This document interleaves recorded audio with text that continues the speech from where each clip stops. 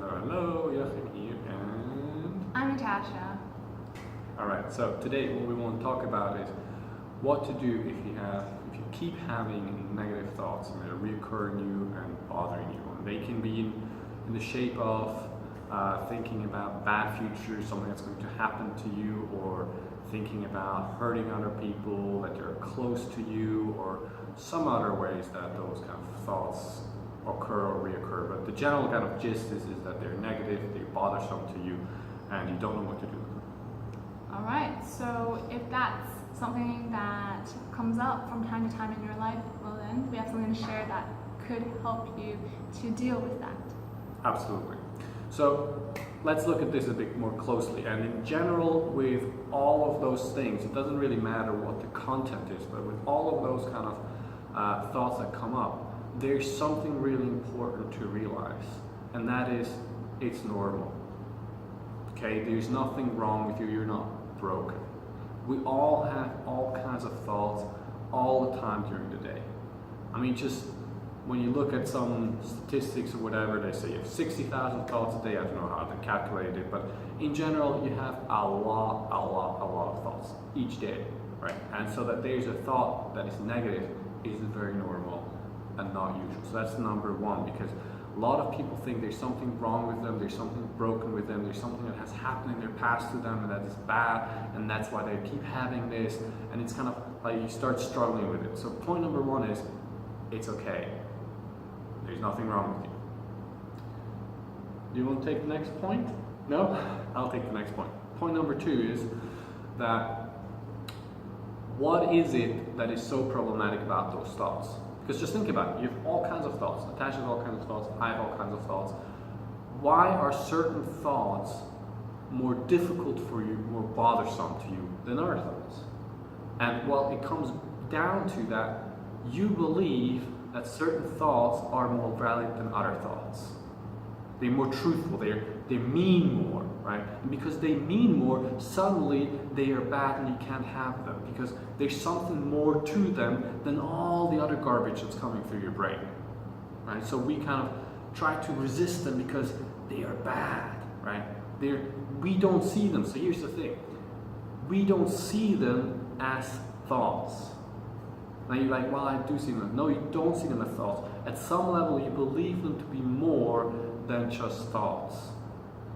This is actually the core piece to this whole thing here, is to learn to see on a deeper level that what is passing through your consciousness is thought, is nothing more, because you can have all kinds of thoughts that just keep you cold. There's nothing more to it, you know? Like, for example, me and Natasha can have the thought of robbing a bank, right? We don't usually, no, not really. We don't usually, but so let's say we have the thought of wanting to rob a bank.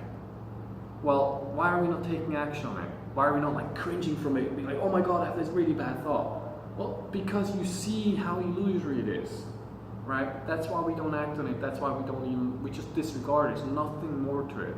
And so the negative thoughts that you're having, they are the same. They are as valid as thinking of a blue elephant. That's it. If you start to see, not up here, if you just think, yeah, I kind of get it, but on a body level, see, oh my God, those thoughts, they are meaningless, nothing more to them. You walk free of them. They may occur again, but they leave you cold. There's nothing more to them. They don't stick anymore, you know? The issue that you're experiencing right is that they're sticky. And they're sticky because you don't see them as thought. Right? So for example, I used to have some thoughts about hurting people that are close to me, right? Being nasty to them in some psychological way, or saying bad things or something like that. And every time it comes up, I really cringe and feel bad inside about it. Well, now if those kind of things come up, first of all, it comes up very rarely. I mean, if it does come up, it comes up and it goes again, because there's no stickiness more to it. Mm-hmm. And if this is new to you, the first two steps or tips that Jachym gave you is probably because what we are suggesting or advising you to give a try isn't to deal with the content of the negative thinking, if that makes sense. I'm going to elaborate a little bit in case this is a bit confusing still. So a lot of times if you look at Google videos of how to deal with negative thinking and all that, you'll get stuff like positive affirmations, or trying to deal with those thoughts emotionally, or focusing on something else, like oh, just distract yourself and think of something else.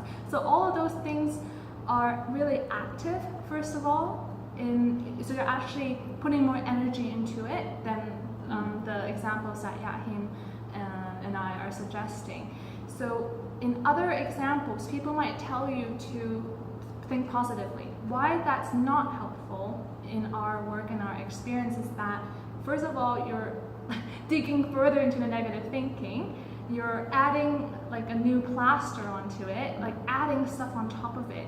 And that doesn't change the fact that there's negative thinking happening. You're just putting like a positive spin on it. You're engaging with it, which actually could make it even bigger. Like it just starts to perpetuate.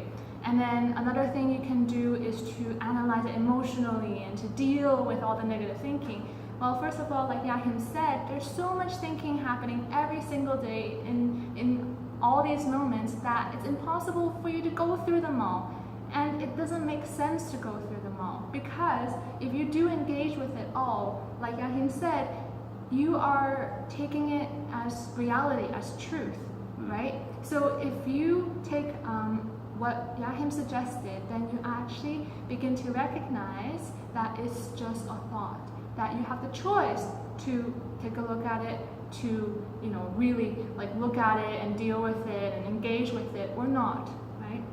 And then the third thing of distracting yourself is also to kind of avoid or to hide from this process where positive or negative thoughts happen within us, like probably for the rest of our lives. Random thoughts will come, and some will be positive, some will be negative. But every time a negative thought comes and we start running the other way and start distracting ourselves and bringing our attention to our breath and to some other thing that we're doing at the moment, then we're running away from something that is actually harmless. Because positive or negative thoughts, they aren't harming us. It's just something that's passing through the screen, like in a movie.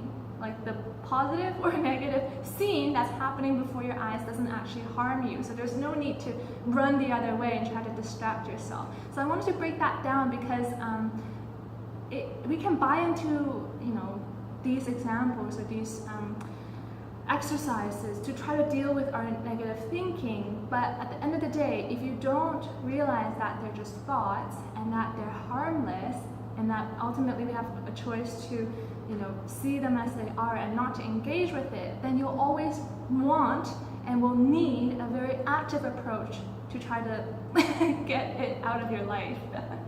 Absolutely. And so the really important we said about the positive affirmation is you're laying other things on top of it, and what you're doing is you're buying into the reality of it being bad and something that shouldn't be here, and then layering positiveness on top of it, and that doesn't really work. And so the quickest way to actually see thought for thought is to face it. Is to, if it's something that just keeps coming up and you're like, oh, I'm letting it pass, I'm just noticing it, but actually underneath is all this resistance, you're not seeing it as thought, you're just hoping, please fucking go away. You're not really seeing it. So so the important thing is just look at it. What is it that you're so afraid of, or that's so bad about this? And sometimes it can be a bit hidden. So for example, a situation occurs, and whenever this situation occurs, kind of negative thinking comes up. It may be a defense mechanism that's kind of happening, right? But you need to see what's at the core of it. What is it that you're so afraid of? So that's kind of a more nuanced layer to this whole thing. It still comes down to the whole thing being thought created, and that there's absolutely nothing to be afraid of. It's imaginary. And seeing the imaginary nature of it literally releases the grasp this may seem to have over it. Yeah.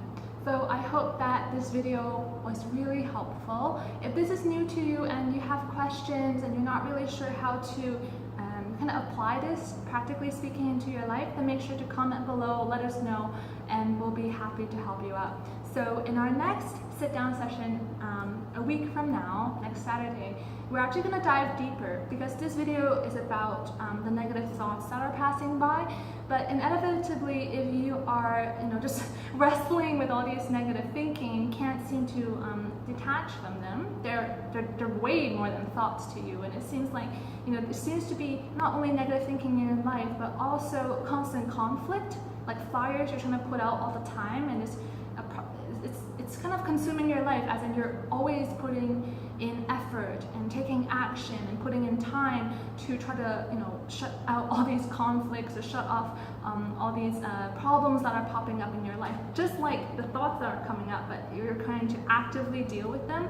We'll actually bring up that topic a week from now and talk about why sometimes it feels like we're in constant conflict, and it seems like there's constantly new problems coming up in your life, and how to actually find peace, not just with the negative thinking that's happening in your head, but also when you're practically speaking dealing with all these problems that seem to pop up in your life.